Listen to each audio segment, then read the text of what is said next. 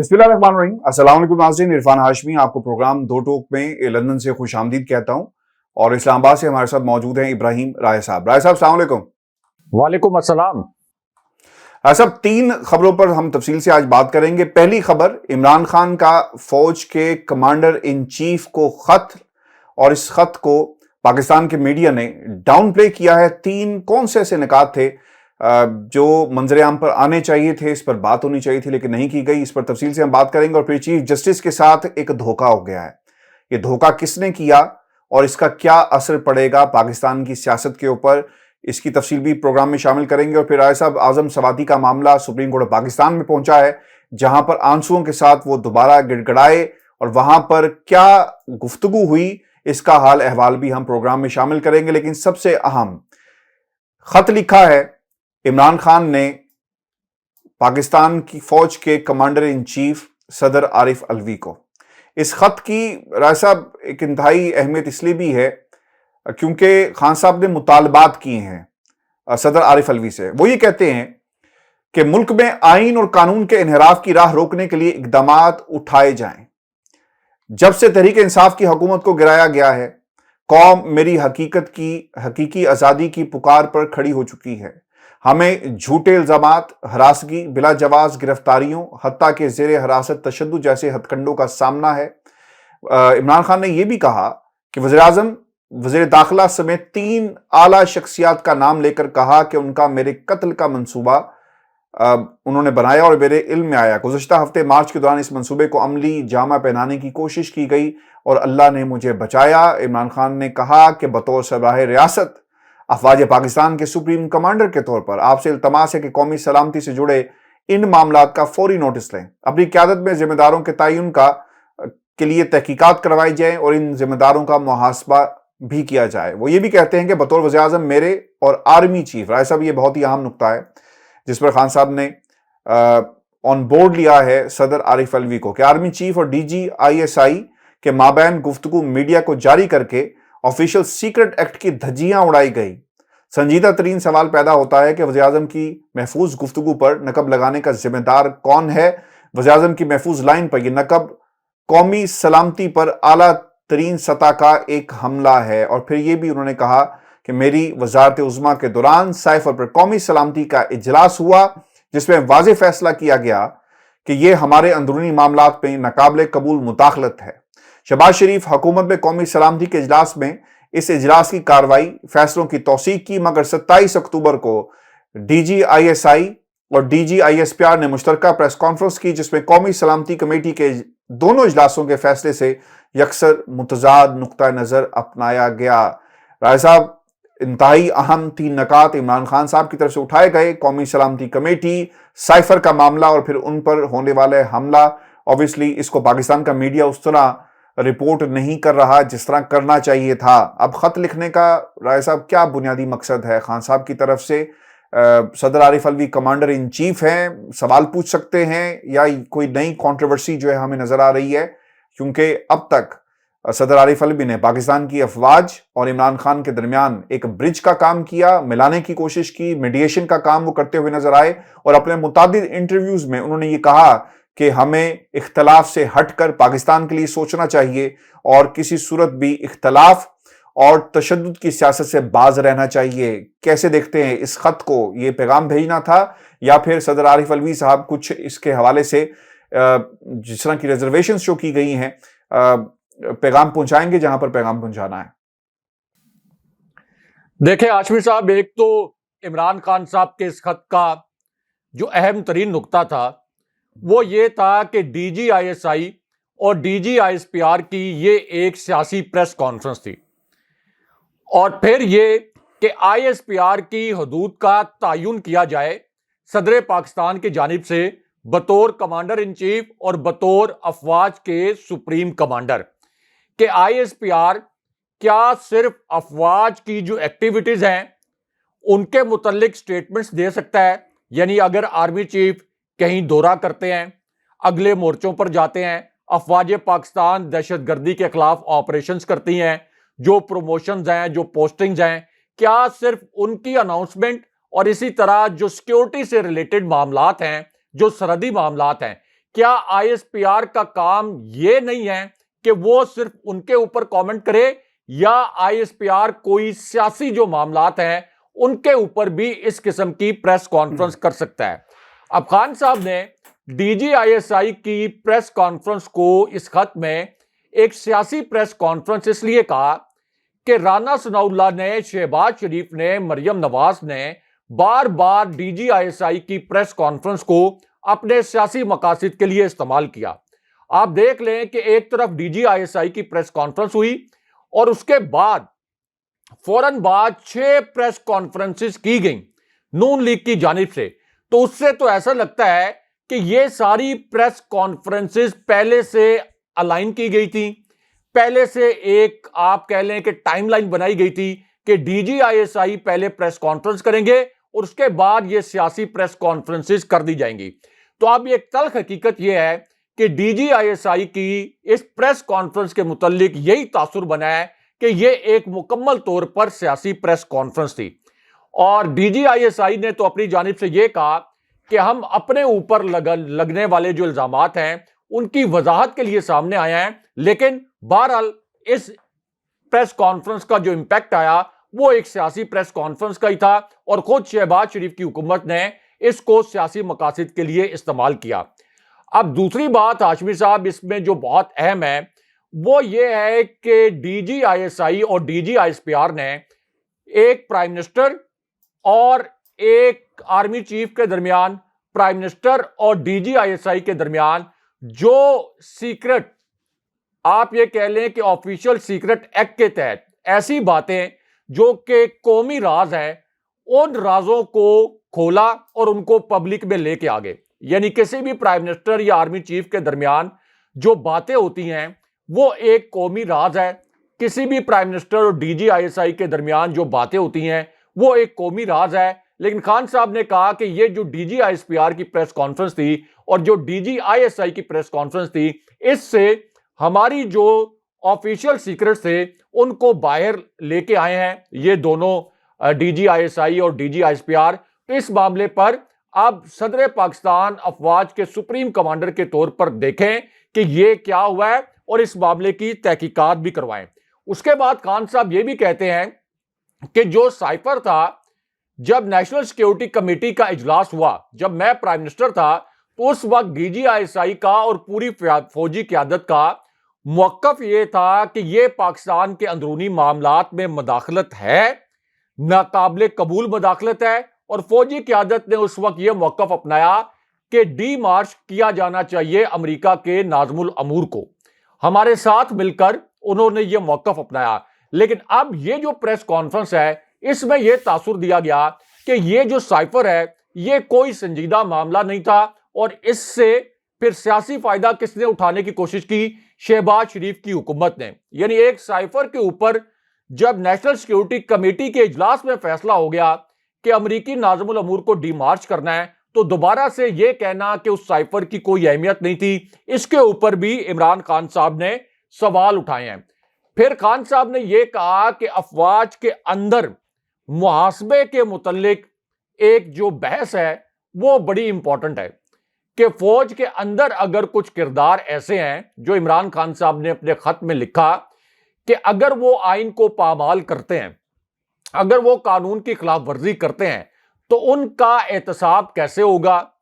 کیا ان کا احتساب کوئی کر سکے گا؟ کوئی قانون ان کے اوپر لاگو ہوگا؟ اور ان کا اشارہ تھا اصل میں میجر جنرل، جو ابھی FIR والا معاملہ سامنے آیا میجر جنرل فیصل کے متعلق، کہ جس طریقے سے میں نے ان کو FIR میں نامزد کرنے کی کوشش کی لیکن FIR ان کے اوپر نہیں ہونے دی گئی، تو یہ معاملہ انہوں نے اب صدر پاکستان کے سامنے اٹھایا۔ لیکن ہاشمی صاحب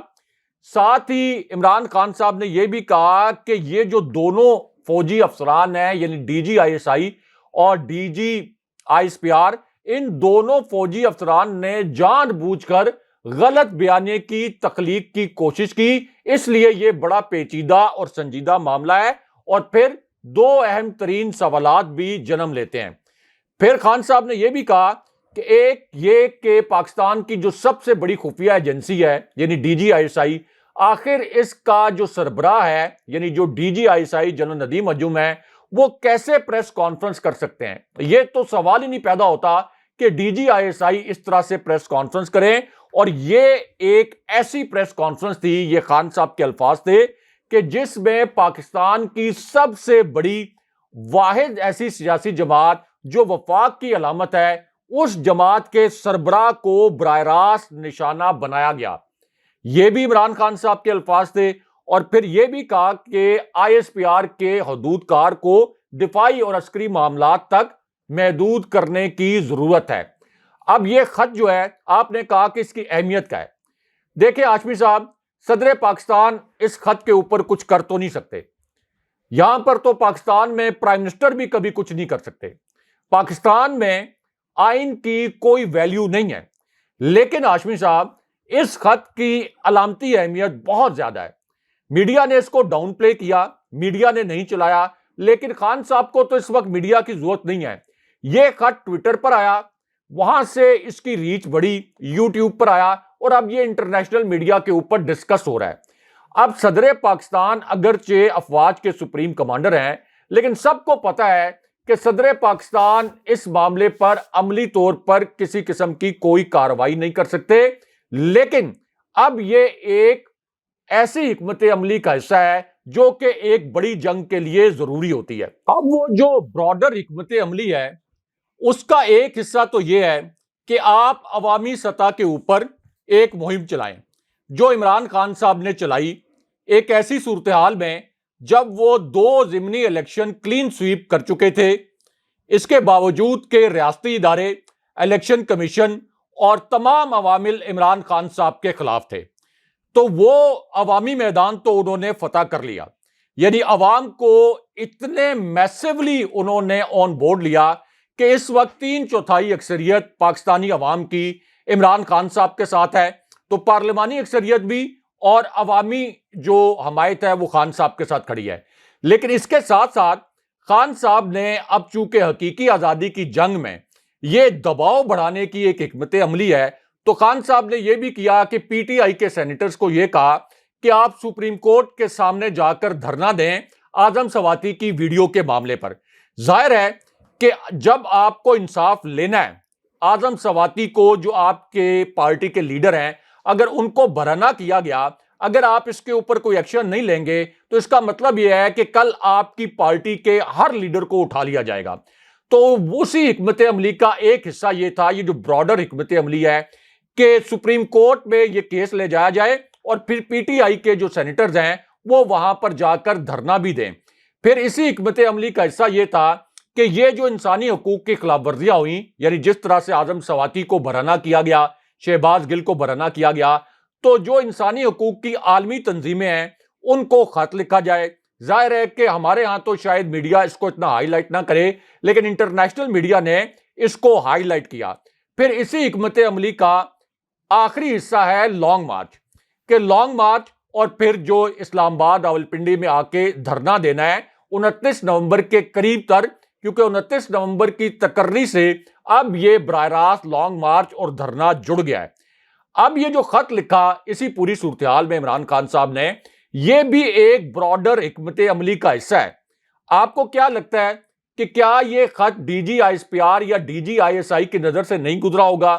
کیا اس خط سے جو ریلیٹڈ خبر ہے وہ D G I S I اور D G I S P R اور army chief general Qamar Javed Bajwa کی نظر سے نہیں گزری ہوگی؟ یقیناً یہ خبر ان کی نظر سے گزری ہوگی، بالکل اسی طرح جیسے اعظم سواتی کے متعلق اندازہ یہ لگایا گیا تھا کہ جب ان کی ویڈیو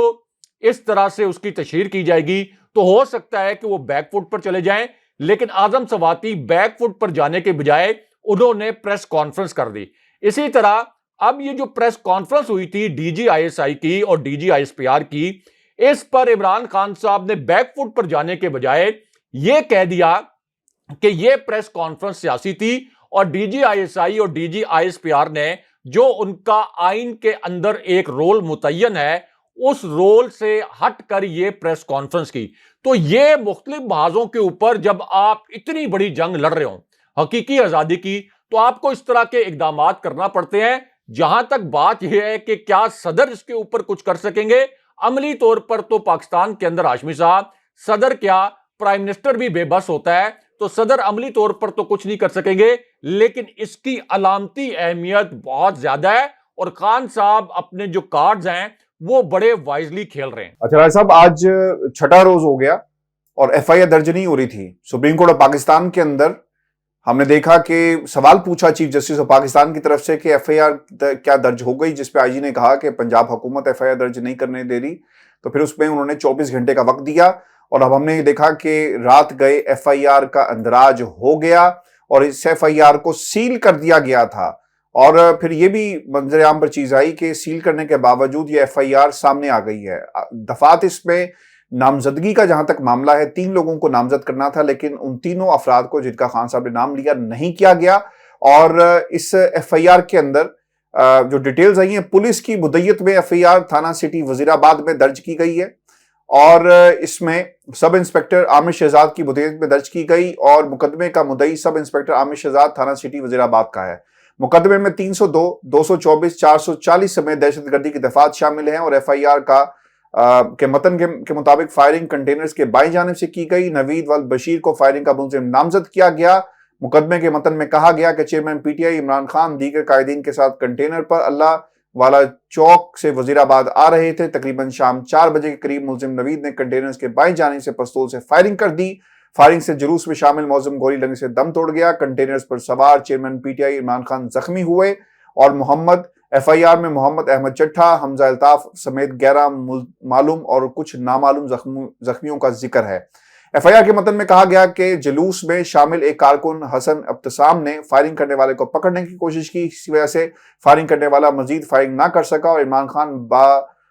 طبی امداد لاہور روانہ ہو گئے، اور سپریم کورٹ میں اس کو پیش کیا جائے گا۔ رائے صاحب، بہت اہم سوالات ہیں۔ عمران خان نے جن لوگوں کا ذکر کیا اور جس رائفل کا ذکر کیا گیا کہ سامنے کوئی شخص موجود تھا، اس کا حوالہ اس میں نہیں دیا گیا، اور پھر عمران خان کا اپنا بھی اس کے اندر موقف جو ہے اسے شامل نہیں کیا گیا، تو پی ٹی آئی نے تو اسے ماننے سے انکار کر دیا۔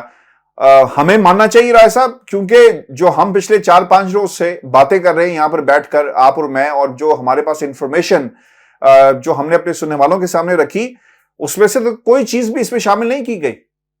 دیکھیں ہاشمی صاحب، یہ تو چیف جسٹس کے ساتھ دھوکہ ہو گیا۔ چیف جسٹس صاحب، آپ کے ساتھ دھوکہ ہو گیا۔ ایک تو آپ کا جو پہلے فیصلہ آیا تھا صدارتی ریفرنس پر، یہ ملک آپ کے صدارتی ریفرنس کے فیصلے میں جو تاخیر ہوئی اس کے بدترین نتائج بھگت رہا ہے۔ یہ ریاست اس کے بدترین نتائج بھگت رہی ہے۔ یہ اس وقت جو معیشت برباد ہوئی، جو لوگوں پر مہنگائی کا قہر نازل ہوا، جو اس وقت ملک میں انتشار ہے، جو عمران خان صاحب کی غیر آئینی طریقے سے حکومت گرنے کے بعد جو انتشار پیدا ہوا، یہ سپریم کورٹ کے اس فیصلے کی وجہ سے ہوا جو کہ صدارتی ریفرنس میں تاخیر سے آیا، جب عمران خان صاحب کی حکومت گر چکی تھی۔ اگر وہ فیصلہ پہلے آ جاتا، جب سندھ ہاؤس میں منڈیاں لگی ہوئی تھیں، جب یہ پتا تھا کہ یہاں پر خرید و فروخت ہو رہی ہے، لوٹے خود سامنے آ کر انٹرویوز دے رہے تھے، لیکن فیصلہ اتنی تاخیر سے آیا یا اتنی تاخیر سے کروایا گیا کہ اس وقت تک عمران خان صاحب کی حکومت گر چکی تھی۔ ورنہ اگر وہ فیصلہ پہلے آ جاتا تو جس طرح سے پنجاب میں لوٹے عبرت کا نشان بنے، وفاق میں بھی عمران خان صاحب کی حکومت گرنے سے پہلے یہ لوٹے عبرت کا انجام بن جاتے، اور جس طرح سے ایک آئینی حکومت پنجاب میں بہرحال قائم ہو گئی تھی، اس طرح سے وفاق میں ایک آئینی حکومت قائم رہتی۔ لیکن اب چیف جسٹس صاحب سے بہت بڑا دھوکہ ہو گیا، کیونکہ چیف جسٹس نے آئی جی پنجاب کو بلایا تھا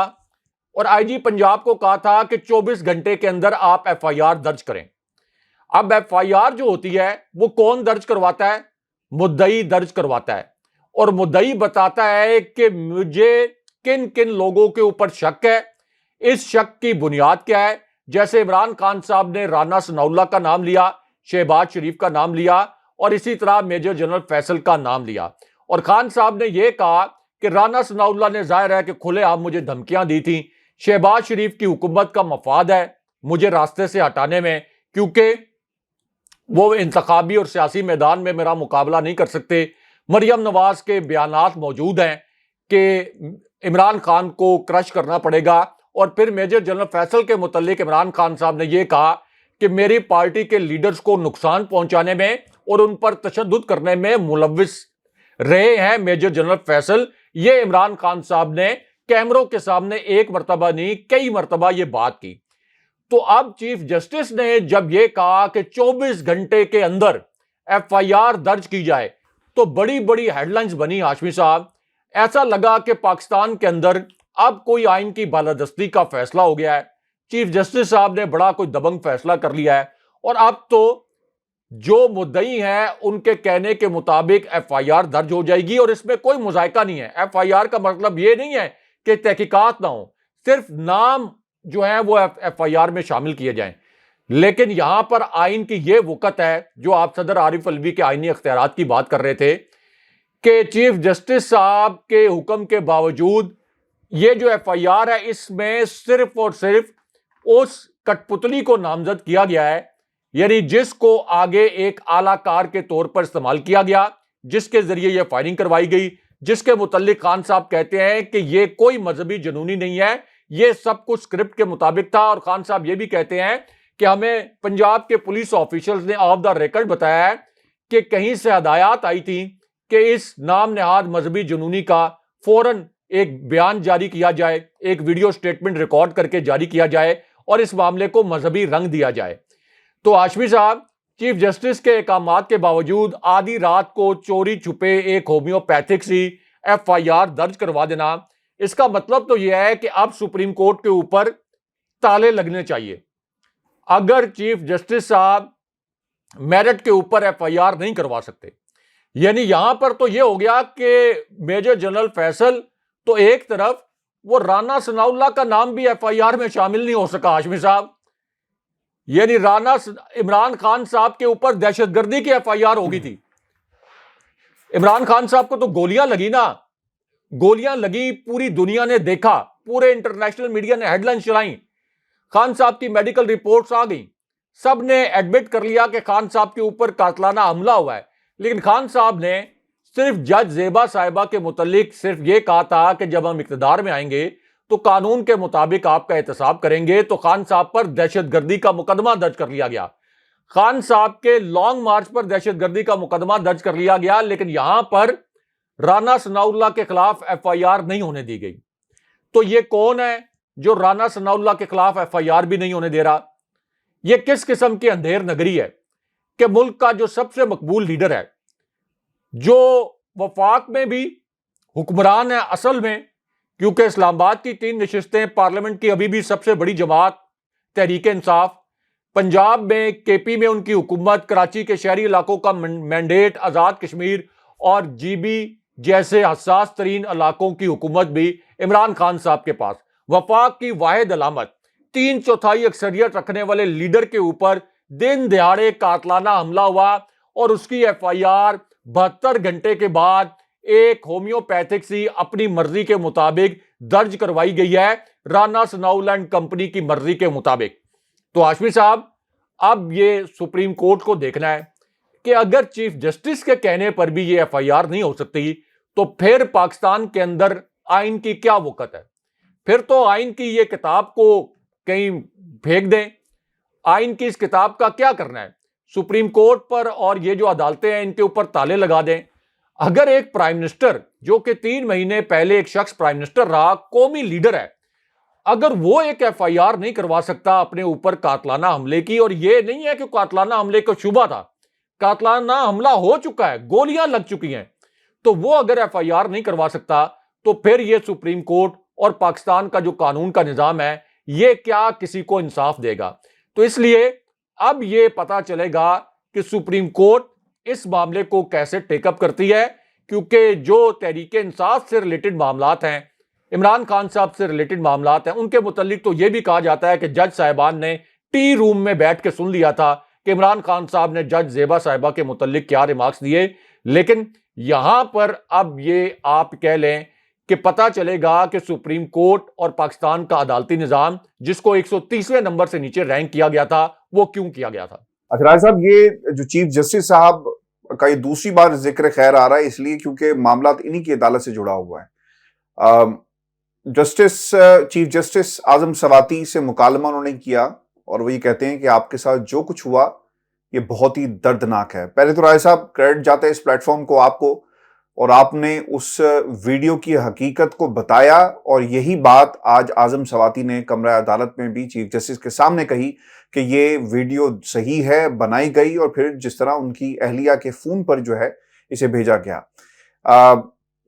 एक इंतहाई अफसोसनाक वाकया, और चीफ जस्टिस से मुकालमा किया कि आप कभी सुप्रीम कोर्ट के रेस्ट हाउस में नहीं ठहरे। इस पर आजम सवाती ने जवाब दिया कि जी आप ठीक कह रहे हैं, मैं कोयटा फेडरल लॉज में ठहरा था। इस मौके पर आजम सवाती ने सवाल किया कि मैं मुबैना वीडियो आप जजेस के अलावा किसी को दिखा सकता हूं। इस पर चीफ जस्टिस ने कहा कि पैमरा और पीटीए को मुबैना वीडियो हटाने का हुक्म दे देते हैं। इस पर पीटीआई रहनुमा का कहना था कि हो सकता है जो वीडियो हटाई जाए वो वीडियो ना हो जो मुझे भेजी गई है। दुराने समात फिर अशर शरीफ साहब के कत्ल का केस का भी हवाला दिया गया और फिर उसके खत की बात भी हुई। लेकिन राय साहब ये मामला अब सुप्रीम कोर्ट पहुंचा है और इसकी हैसियत भी मौजूद है। अब अदालत क्या करेगी ये भी एक इंतहाई अहम इम्तिहान है। अशर शरीफ के कत्ल का कातिल क्या पकड़ा जाएगा, और दूसरा आजम सवाती के साथ जो कुछ हुआ कौन इंसाफ दिलाएगा। एक बार फिर मामला पाकिस्तान की अवाम जो है अदालतों की तरफ देख रही है। राय साहब हाशमी साहब, एक तो हमारे जो पीटीआई के लोग हैं ये जज्बाती बड़े हैं। जब ये पूरा पाकिस्तान और पूरे पाकिस्तान के सहाफी इस प्रोपेगेंडा में आ गए और ये कहने लगे कि आजम सवाती की जो वीडियो है ये जाली वीडियो है और किसी जाली वीडियो के जरिए आजम सवाती को ब्लैकमेल करने की कोशिश की गई, तो मैंने जब ये ब्रेकिंग न्यूज दी कि ये जाली वीडियो नहीं है, ये असल में आजम सवाती और उनकी अहलिया, उनकी खुफिया रिकॉर्डिंग की गई उनके कमरे में खुफिया तरीके से कैमरे लगाकर, यानी आजम सवाती और उनकी अहलिया कोई गैर शरई काम नहीं कर रहे थे, मियां बीवी हैं, उनके निजी लम्हात को रिकॉर्ड किया गया। तो हाशमी साहब, मुझे पीटीआई के सपोर्टर्स ने बड़ी कॉल्स भी की, पीटीआई के कुछ रहनुमाओं की कॉल्स भी आई, कमेंट भी किए, कमेंट्स भी किए। उन्होंने कहा कि आप तो आजम सवाती और उनकी अहलिया के खिलाफ मुहिम चला रहे हैं, आप उनको बदनाम कर रहे हैं। उनको बदनाम करने का मामला नहीं था, मामला यह था कि यह बात, यह तल्ख हकीकत मंजर आम पर लाई जाए कि असल वीडियो रिकॉर्ड की गई और ये जो जाली वीडियो का बयानिया बनाया गया, नून लीग के कुछ साफियों को कहा गया कि आप ट्वीट्स करें और एफआईए ने भी कहा कि ये एक जाली वीडियो है। ये बयानिया इसलिए बनाया गया कि ताकि एजेंसीज की तरफ और राना सनाउल्लाह की तरफ कोई उंगली ना उठाए कि नहीं, कोई खुफिया रिकॉर्डिंग नहीं हुई। यानी एक तरफ मकसद यह था कि असली वीडियो भेज दें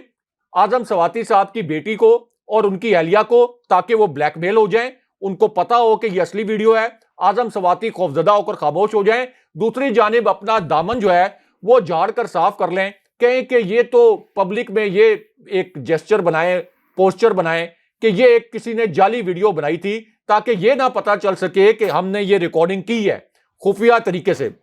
तो जब मैंने ये सबसे पहले ये खबर दी कि ये रिकॉर्डिंग हुई है, आजम सवाती साहब की अहलिया की बेपर्दगी पर मबनी ये वीडियो बनाई गई है आजम सवाती साहब की, तो उस वक्त मुझे तनकीद का तो निशाना बनाया गया, लेकिन सहाफी का काम होता है हकायक सामने लेके आए। और फिर हाशमी साहब, आजम सवाती साहब ने सुप्रीम कोर्ट के सामने चीफ जस्टिस की अदालत में कहा रोते हुए कि इस वक्त जो ताकतवर लोग हैं वो ये चाहते हैं कि इस वीडियो को जाली करार देकर इस मामले से तवज्जो हटाई जाए। मैं ये कह रहा हूं कि मेरी अहलिया को जो वीडियो भेजी गई वो एक असल वीडियो थी। मेरी अहलिया की असल वीडियो जब हम कोयटा में फेडरल लॉज में मौजूद थे वहां पे उसको रिकॉर्ड किया गया है और उन्होंने कहा कि चीफ जस्टिस साहब मैं आपको ये वीडियो दिखा सकता हूं, आप देख लें। हाशमी साहब, कितने कर्ब में, कितने दर्द से गुजरना पड़ा आजम सवाती को कि उनको ये साबित करने के लिए कि उनके साथ क्या दरिंदगी हुई है, वो ये कह रहे हैं कि मैं आपको अपनी और अपनी अहलिया की वीडियो ये दिखा सकता हूं। अब उस पर हाशमी साहब, चीफ जस्टिस के जो रिमार्क्स थे वो एक सहाफी के तौर पर मुझे तो बड़े मायूस कुन लगे। उन्होंने कहा कि फिलहाल तो हम कोई आपको फौरी इंसाफ नहीं दे सकते, ये सुप्रीम कोर्ट के एचआर सेल में आपकी शिकायत मौजूद है, वहां से जब हकायक आएंगे तो फिर देखे जाएंगे। यानी एक शख्स के साथ 74 साल का पार्लियामेंटेरियन اس کی اہلیہ جس کا سیاست سے کوئی تعلق نہیں ہے، اور اگر سیاست سے تعلق بھی ہو تو کسی کا کیا قصور ہے کہ اس کے نجی لمحات کو بالکل آپ ریکارڈ کر کے اس طرح سے اس کو بلیک میل کریں اور اس کو بھیجیں اور پھر ایک جعلی بیانیہ بنائیں، ایک فوراً ایک فیبریکیٹڈ ویڈیو بعد میں بنا کے جب ایک رد عمل آنا شروع ہو. تو ہاشمی صاحب، اب چیف جسٹس صاحب اور سپریم کورٹ سے توقع تو یہ تھی کہ بڑا ایگریسولی اس معاملے کو ٹیک اپ کریں گے، لیکن لگتا یہ ہے کہ چیف جسٹس نے اصل میں ہار مان لی، تسلیم کر لیا کہ نہیں، ہم یہاں پر بے بس ہیں، ہم کچھ نہیں کر سکتے. کیونکہ بہت سے لوگ یہ کہتے ہیں کہ اگر فیڈرل لاج میں جا کر یہ ویڈیو بن گئی تو اس کا مطلب یہ ہے کہ پرائم منسٹر ہاؤس کی آڈیوز بھی آ گئیں، تو کہیں جج صاحبان کی بھی ویڈیوز تو نہیں بنی ہوئی. یہاں پر پاکستان مجھے تو لگتا ہے کہ ججز کی ویڈیوز بھی موجود ہیں، ہر شخص کی بنی ہے. آپ یہ دیکھیں نا،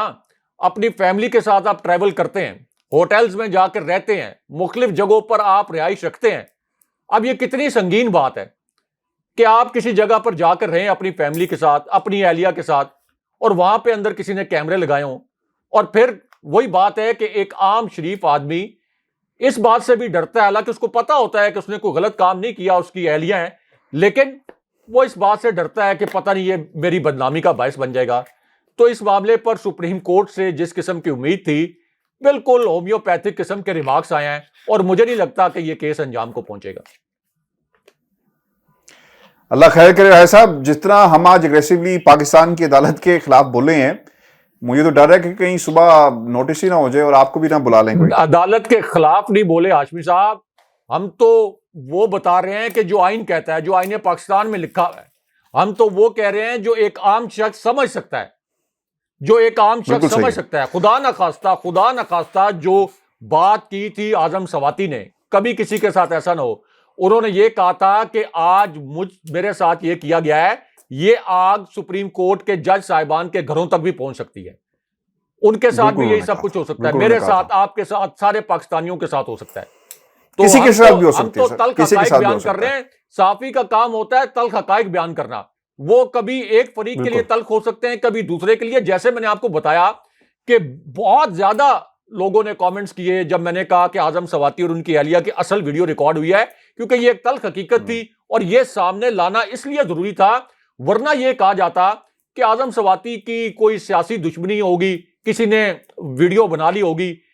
جعلی. یہ اعظم سواتی نے ہو سکتا ہے خود ہی جعلی ویڈیو بنا کر اس کو اپنے سیاسی مقاصد کے لیے استعمال کیا ہو. اس لیے یہ بتانا ضروری تھا کہ اصل میں یہ گھناؤنا کام ہوا ہے. بہت شکریہ راہی صاحب. ویورز، یہ آج کا ہمارا شو تھا. اپنے کمنٹ ضرور بھیجیے گا، چینل کو سبسکرائب کرنا مت بھولیں. مجھے اور ابراہیم راجہ صاحب کو اجازت دیجیے. اللہ نے کے بعد.